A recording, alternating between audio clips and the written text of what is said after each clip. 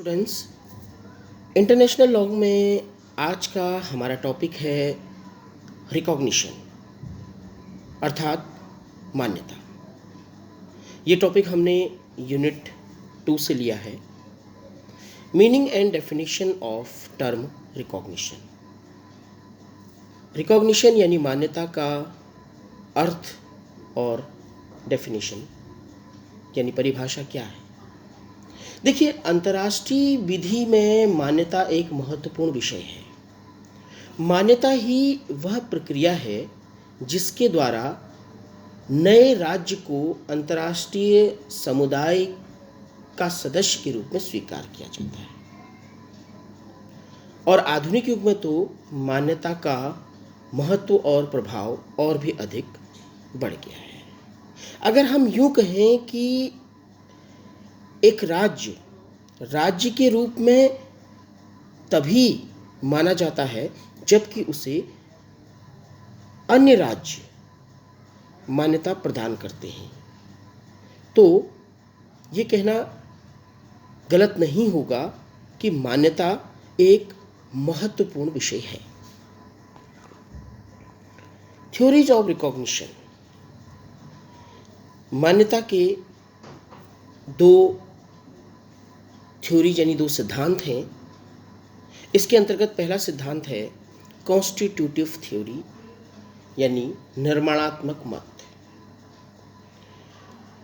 इस मत के अनुसार मान्यता द्वारा ही राज्य को राष्ट्रत्व प्राप्त होता है तथा उसे अंतर्राष्ट्रीय क्षेत्र में अधिकार प्राप्त होते हैं। यह वो प्रक्रिया है जिसके द्वारा अंतर्राष्ट्रीय समुदाय विधि के अंतर्गत एक राष्ट्र को मान्यता प्रदान करता है और ऐसा राष्ट्र जिसे मान्यता प्राप्त होती है वो अंतर्राष्ट्रीय परिवार का एक सदस्य बन जाता है। हीगल, एंजेलोटी, ओपेनहाइम इस सिद्धांत के मुख्य प्रवर्तक हैं। In the words of professor Oppenheim, A state is and become an international person through recognition only and exclusively. Oppenheim कहते हैं कि एक राज्य मान्यता के द्वारा ही अंतर्राष्ट्रीय विधि का सब्जेक्ट बन सकता है।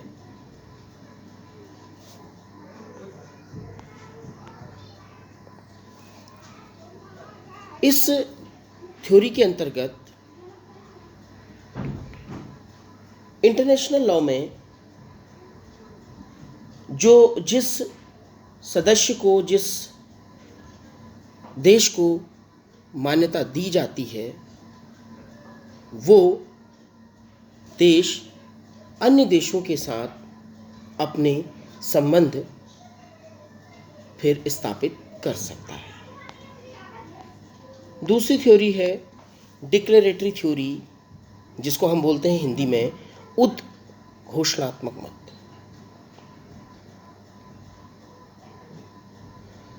इस मत के अनुसार राष्ट्रत्व या किसी नए राज्य की सत्ता मान्यता से पहले ही उपस्थित रहती है तथा वह मान्यता से स्वतंत्र होती है। इस मत के अनुसार मान्यता एक औपचारिक अभिस्वीकृति है जिसके द्वारा एक स्थापित तथ्य को स्वीकार किया जाता है। मान्यता के द्वारा केवल यह घोषणा की जाती है कि कोई राज्य अंतर्राष्ट्रीय विधि द्वारा निर्दिष्ट राष्ट्रत्व तत्वों से परिभूत है।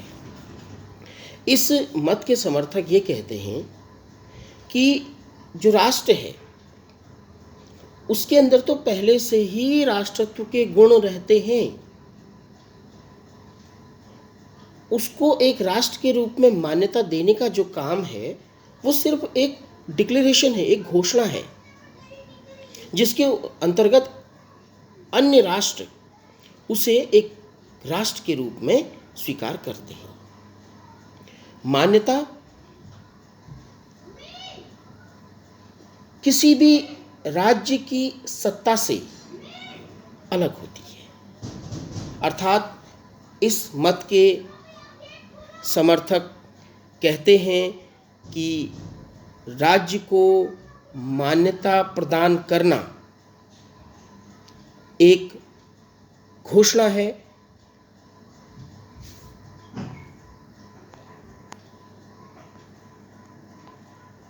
इस मत के जो मुख्य समर्थक हैं वो हैं हॉल, वैगनर, ब्रायरेली, पिट कॉबेट और Fisher. According to Professor Hall, state enters into the family of nation as of right when it has acquired the essential attributes of statehood. Professor hall कहते हैं कि कोई भी राज्यों के परिवार का सदस्य अधिकार के रूप में तब बन पाता है जब उसने राष्ट्रत्व को प्राप्त कर लिया है। इसी तरीके से पिट कॉबेट कहते हैं, यह एक तथ्य तथा वास्तविकता का विषय है। उनके अनुसार यदि किसी राजनीतिक समुदाय में वास्तव में राष्ट्रों के आवश्यक तत्व हैं तो औपचारिक मान्यता उसके अंतर्राष्ट्रीय विधि में अधिकार तथा उत्तरदायित्व प्राप्त करने की एक आवश्यक शर्त नहीं होती। अब हम देखेंगे मोड्स ऑफ रिकॉग्निशन यानी मान्यता के प्रकार। मान्यता भी दो तरीके की होती है। जो मान्यता के प्रकार हैं, तथ्यहीन मान्यता, डिफेक्टो रिकॉग्निशन और विधि मान्यता, डिजूरे रिकॉग्निशन। सबसे पहले हम बात करेंगे तथ्यहीन मान्यता की। प्रोफेसर स्वार्जरबर्जर के अनुसार जब कोई राज्य पूर्ण तथा विधि मान्यता को देने में देर करना चाहता है तो वह प्रथम चरण में तथ्यहीन मान्यता प्रदान करता है। तथ्यहीन मान्यता को देने का मुख्य कारण यह होता है कि मान्यता प्रदान किए जाने वाले राज्य के बारे में संदेह होता है। जिसे मान्यता प्रदान की जा रही है उस राज्य के बारे में यह संदेह होता है कि वो स्थायी है अथवा नहीं, तथा वह अंतर्राष्ट्रीय विधि के अंतर्गत अपने दायित्व को पूरा कर सकने का इच्छुक या योग्य है अथवा नहीं। इसके अतिरिक्त कभी कभी यह कारण भी हो सकता है कि मान्यता प्रदान किए जाने वाला राज्य अपनी प्रमुख समस्याओं को तय करने से इनकार कर दे। इसलिए तथ्यहीन मान्यता एक कहा जाए तो एक शर्त है कि पहले आप अंतर्राष्ट्रीय समुदाय के सदस्य बनने की पूरी शर्तों को पूरा कीजिए, तब जाके हम इसे आपको विधि मान्यता देंगे। जब वो राज्य जिसे तथ्यहीन मान्यता दी गई है, अगर वो राज्य अंतर्राष्ट्रीय सदस्य बनने के लायक हो जाता है, अपनी इंटरनेशनल कम्युनिटी में अपनी जगह को रख सकता है और मान्यता प्रदान करने वाला देश को ये लगता है कि हाँ, अब ये अंतर्राष्ट्रीय कम्युनिटी के अंदर इसे मान्यता दी जा सकती है और इसके साथ जो है डिप्लोमेटिक रिलेशंस जो है बनाए जा सकते हैं, तो उसे फिर विधि मान्यता प्रदान की जा सकती है। और दूसरी जो मान्यता है, दूसरा जो प्रकार है मान्यता का, वो है विधि मान्यता। देखिए, ये जो मान्यता है ये फाइनल मान्यता है, अंतिम मान्यता है, और एक बार देकर इसे वापस भी नहीं लिया जा सकता है। देखिए, एक राज्य को किसी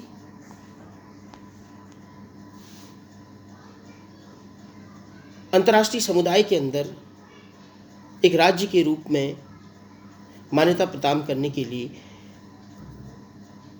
उसके अंदर 3 बातों का होना बहुत आवश्यक है। पहला, स्थायित्व, स्टेबिलिटी। दूसरा, वहां की सरकार को, उस देश की सरकार को उसकी जनता का समर्थन होना चाहिए, जो उस देश की जनता है।